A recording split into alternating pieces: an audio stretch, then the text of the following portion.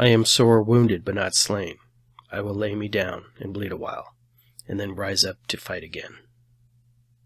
On today's Unnamed Real Estate Podcast.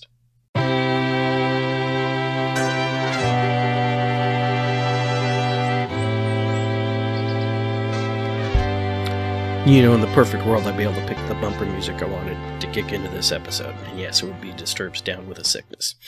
My name is Charles Ray Dawson. I'm the sales manager and associate broker for ProStar Realty. This is the Unnamed Real Estate Podcast, and this is episode 47. Or is it 48? Anyways, it's one of those episodes. I'll screen back and take a look at it.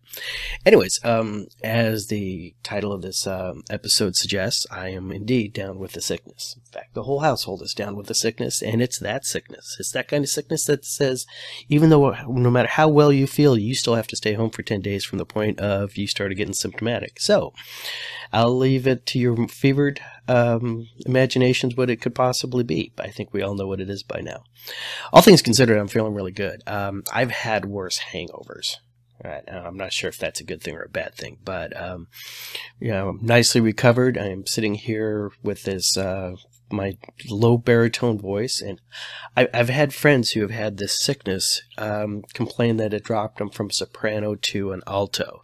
Personally, I like alto. I mean, Julie London all day long. Am I right?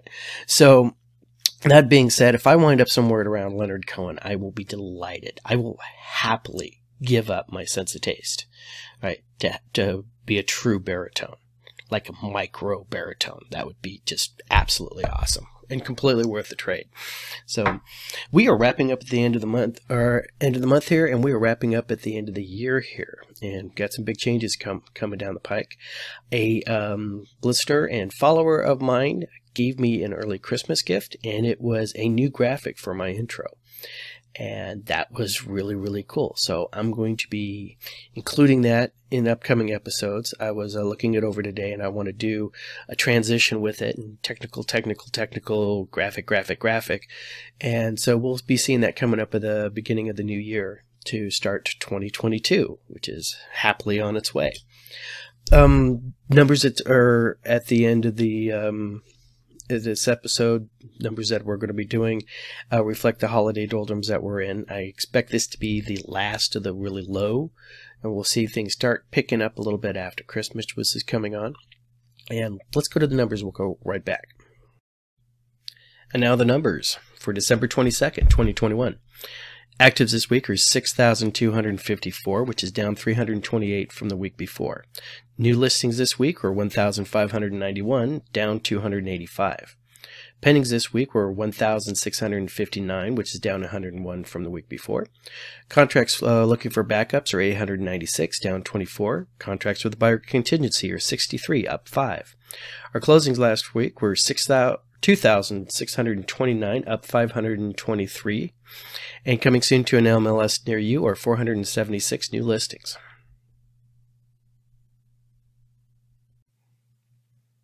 So, and that's the numbers and everything like that. This is, you know, it was 2 days before Christmas and all through the house. Like I said, this is the slow period. I've been repeating that for the last couple of weeks and whatnot, and we will start picking up a little bit next week, and then first week of January, I expect all hell to break loose.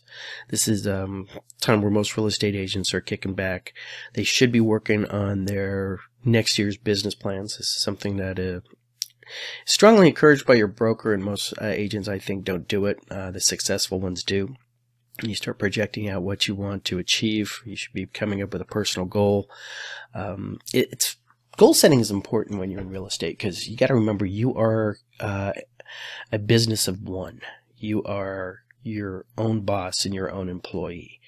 And so you really have to learn to ride yourself and make sure that you're setting goals. You're setting realistic goals, but high goals. Some people will set themselves a goal like, I will make a closing next year. Okay, that's great. Odds are you will, right?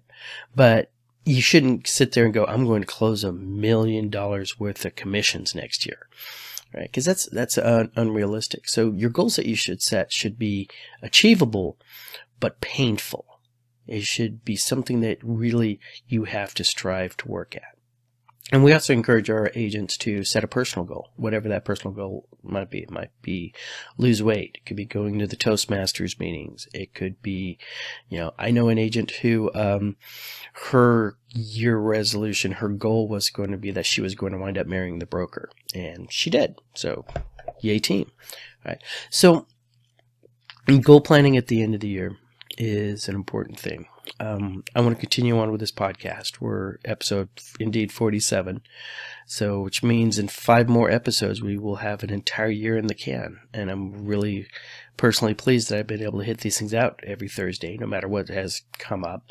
Some of it have been rushed because of time restraints. I would say that a lot of you guys say that some of them went on too long, but we got the long stuff out of the way.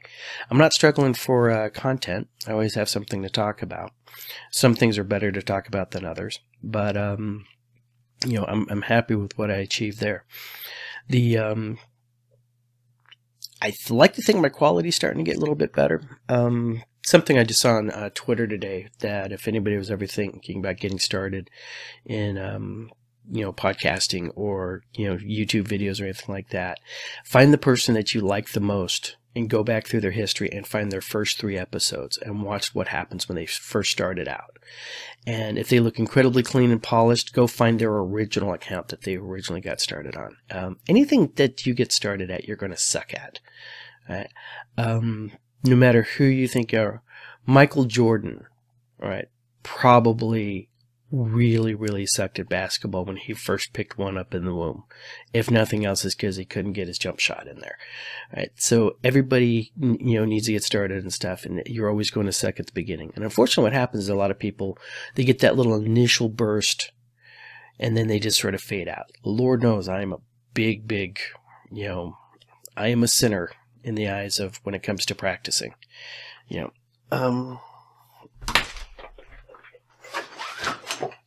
See this? Great musical instrument. I love playing it. Do I play it enough to be good at it? Nope, not at all.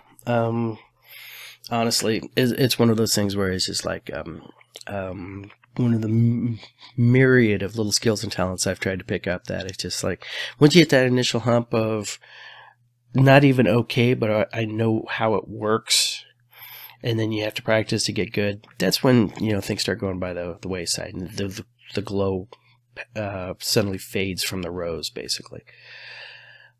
Yeah, and one thing I would say about this sickness and stuff like that is it's probably halved my IQ. At least I feel like it. It's like, is this what mortals feel like all the time? This is rough. I mean, wow. And I'm rambling a little bit more than normal. But so for the agents out there, you need to be setting yourself a business goal. You should also be setting yourself a personal goal. Make them realistic, make them achievable, and make them painful. All right, and let's see what we can do over the next coming year. I don't know if I noticed this, but the poem that I quoted at the beginning is from a gentleman by the name of John Dryden. He was a poet in England in the 1700s, and came across that quote a long time ago, and I really like it. And every once in a while, when life just kicks you in the balls, that's sort of a good mantra to repeat to yourself. It's like, yeah, I'm hit. I'm going to sit here, I'm going to whimper a little bit, lick my wounds, right? And then tomorrow I'm going to come out there and kick your ass. So, this is something I just wanted to share with you guys. There's also another poet that came across today. Actually, this is a guy I've been following for forever, and I can always tell when I'm sick. Is when I'm sick, I start getting emotional. We're talking like emo. Like I just want to sit in the corner and listen to The Cure all day long, kind of emo. And his poem that he came out with, which would be really cool if I could actually, hey, screw that. I have no idea why I'm sitting here trying to run Facebook in the background and pull stuff up so I could read this quote to you, but of course it's not going to happen because, oh, there it is. Gentleman by the name of Joseph Massey, poet, found him on Twitter because he was involved in Twitter controversy. Somebody's good to go if the right people are hating on you on Twitter. And his poem was, "I know the shadow no less alive than my hand holding it there." Oh, hold on. It's a haiku. You got to get your pauses in there correctly. I know the shadow is no less alive than my hand holding it there. And I'm just sitting there doom scrolling on Twitter and stuff like that, and that came up, and I was like, oh my God, that's so touching. So, yeah, that's how you can tell I'm sick. I start feeling things, and feels suck. So, long story short, I hope you guys have a really, really great week. All right, you got Christmas coming up. I hope you get what you need, but not necessarily what you want. Right. And we will wrap this up, and next week we will get on to bigger and better things. So, thank you very much for listening, guys. Have a great day.